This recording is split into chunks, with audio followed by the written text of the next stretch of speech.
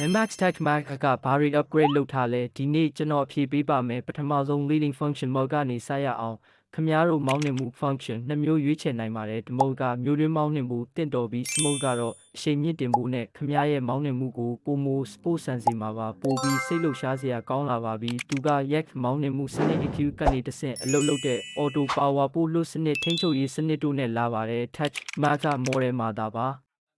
တဲ့ digital meter ပါမျက်နှာပြင်နှစ်ခုပါတယ် digital မိုင်းကွာဝေးပြမျက်နှာပြင်အသစ်ဖြစ်ပြီးလက်ကင်ပါပေါ်ကခလုံးနဲ့အလွယ်တကူထိန်းချုပ်အသုံးပြုနိုင်ပါတယ်ဘဲဘက်ချမ်းမှာပါ Max Tech Max မှာ Garmin Navigator System ပါပါတယ် Garmin Street Course Application ကသင်စမတ်ဖုန်းပေါ်မှာအစအဆုံးလမ်းကြောင်းကိုရွေးချယ်နိုင်စေပါတယ်ထိုင်ကုန်အောက်ကကြီးမားတဲ့တိုးလောင်ခန်းနဲ့ Smart Remote တွေအပိုင်းမှာတော့ Max Tech Max ဟာအရေးသွေးကိုအရင်တိုင်းထိမ့်သိမ်းထားတော့မှာပဲဒါကတော့ Max Tech Max ဘာတော့upgrade လုပ်ထားလဲဆိုတဲ့အဖြေပါပဲစိတ်ဝင်စားသူများ Strela ရဲ့ဘယ်ဆိုင်ခွဲမဆိုလာရောက်နိုင်ပါတယ်ဒီမှာကားထုတ်ရတာလွယ်ကူတယ်မြ мян ဆက်ဆန်းအတီးပြုနိုင်တယ်ဘယ်အလုပ်ကိုင်နဲ့မဆိုထုတ်လို့ရတယ်ဒါမှမဟုတ် message ပို့ပြီးအရင်ဆက်သွယ်မေးမြန်းပြီးမှကားရယူနိုင်ပါတယ်ခင်ဗျာ